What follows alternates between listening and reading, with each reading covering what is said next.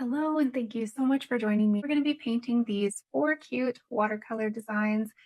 I hope you'll enjoy painting them together. So let's get started.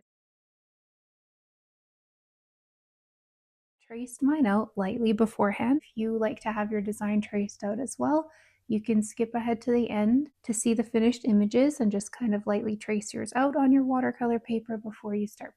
And I'll be using Winsor & Newton Cotman watercolors that I've just put into this palette of mine here. And I just spray them with water to kind of loosen them up when I'm going to paint with them. And then I'll be mixing the colors I need in this little ceramic palette. And I use Princeton Select. I find them to be very affordable, but they definitely do the trick for what I need. Those are the basic supplies I have. Besides that, I have some water to clean my brush and some paper towel here to wipe my brush between. So yeah, let's get started. So to start this one, I'm just gonna mix some blues here. Add a lot of water to keep them really light to begin. I want kind of a nice powdery blue, nothing too dark. Might add a tiny bit of pink to it as well.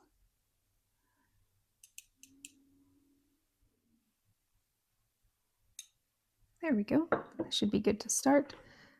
So I'm going to begin with filling in the mug. Since it's the biggest part, I want to paint that in first and let it dry before I move to the inside.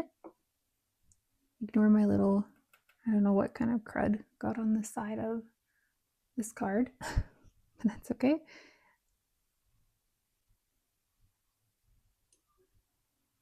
And I'm going to do a similar approach as the last one. I'm going to start by outlining the image and then use water to kind of spread the color throughout after. It can be easier sometimes to tape these little cards down. I didn't do that today, but it can be a good idea to keep it from moving around so you're not always having to press your finger on it like this. Or if you're just working with a full-size piece of paper, that takes care of that a bit more. Sometimes the paper can warp if you're using too much color, or sorry, too much water. But we're not using a ton today, so I feel like we'll be okay.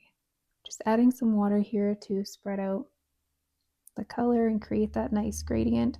So really going heavier in the center with the water, and then a bit less towards the sides to allow that color to be more pigmented.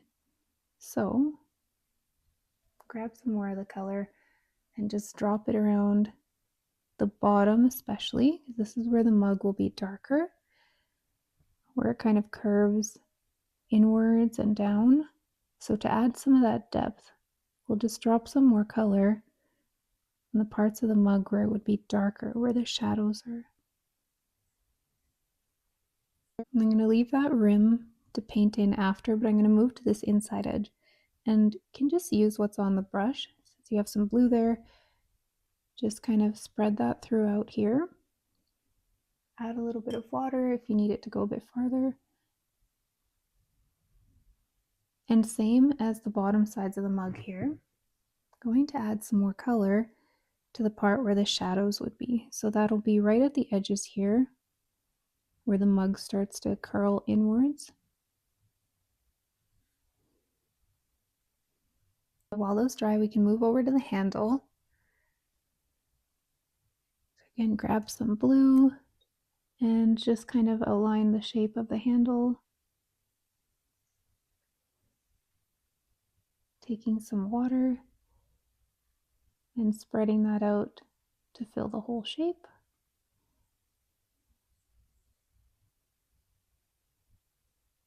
And then we'll drop some more of the color in those darker parts.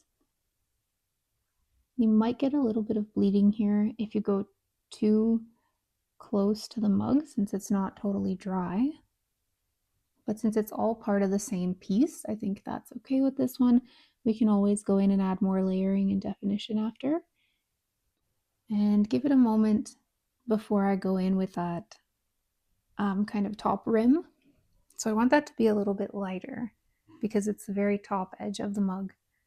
So I might just water it down a bunch to start, just to be careful that I don't get too much color.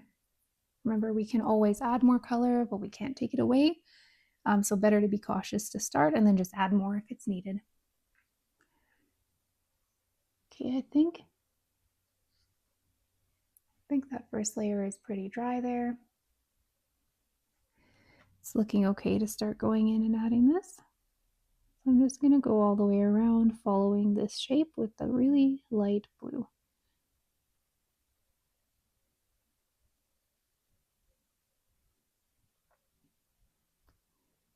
And keeps it pretty light since we added so much water to that one, so it really dilutes the color. Oh, and I drove over the mug a bit here with my finger. It's okay if it's still wet, can smooth it over pretty easily. While it's drying, I think we're good to start adding a bit more of that dark blue here. I'm not adding a ton because I don't want it to run together with the top edge, but just kind of redefining those parts there. Doing the same over here before it all gets too dry so it can still absorb some of that color that I drop in.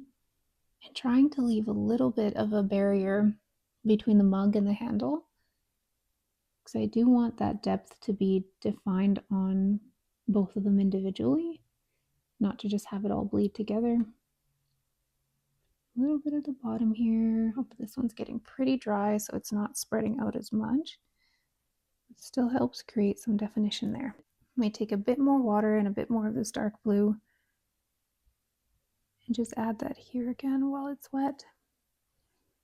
So once it gets totally dry, if you add to it, you'll get a super harsh edge. So it's good to try to do it while it's a little bit wet, but it's okay if you go in afterwards as well. Like mine is pretty dry here.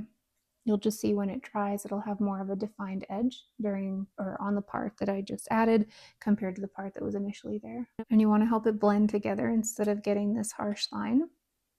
You can always add a wash over everything again. It will kind of wake up the color you added initially, and it allows you to add a bit more shading without having that harsh line of where you added the new color.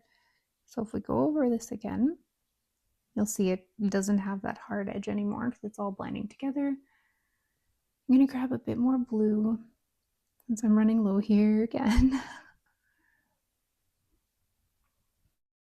And then take some more of that concentrated blue and just drop it in here while it's still wet. I want quite a bit more depth on this one.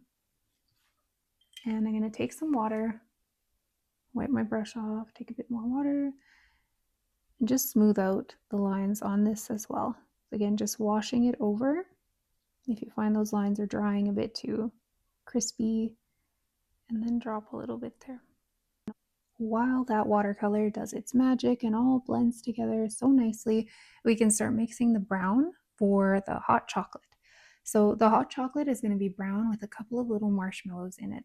The marshmallows are going to be white space that we leave empty without painting it in. So just keep that in mind that you want to leave that space. So you don't want to do the brown all over the mug. You want to leave room for where those marshmallows will be. So I'm going to take some brown, and I want it to be pretty rich dark brown now. Brown, and get some water and grab some darker brown.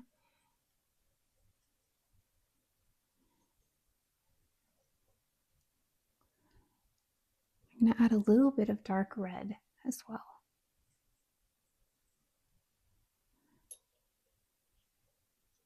To make that really rich dark brown. More brown. That looks like what I'm going for. So now that I have that mixed up, since that top rim of my mug is pretty dry, I can go in and start painting that brown. Leave that space for those marshmallows so we can have that white.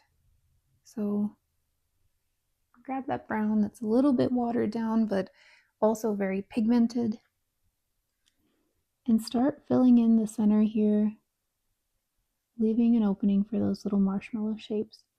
So I'm going to have one kind of floating here, and one floating over here. And the rest of it is just going to be brown. And you can lay that on pretty uniformly because it's so pigmented. For this one, that makes sense to do.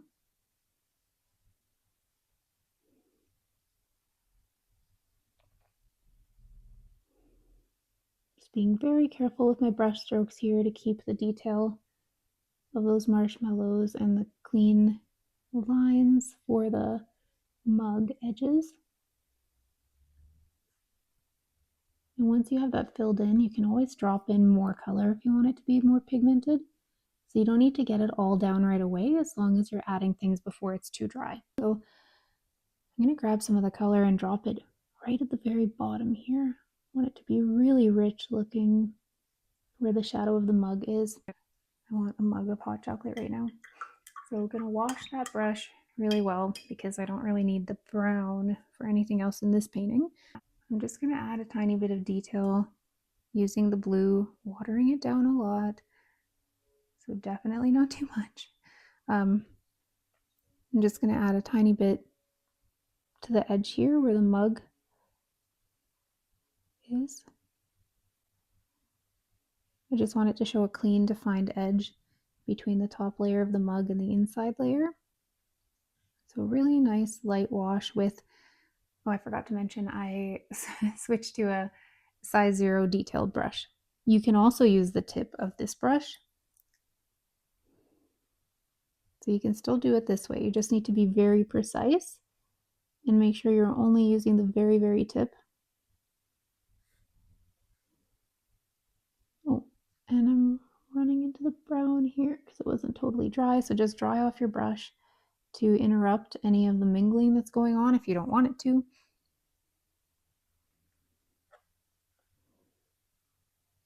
Again, down here as well. Just want to create a little bit of definition to have that nice crunchy edge. And a tiny bit over here.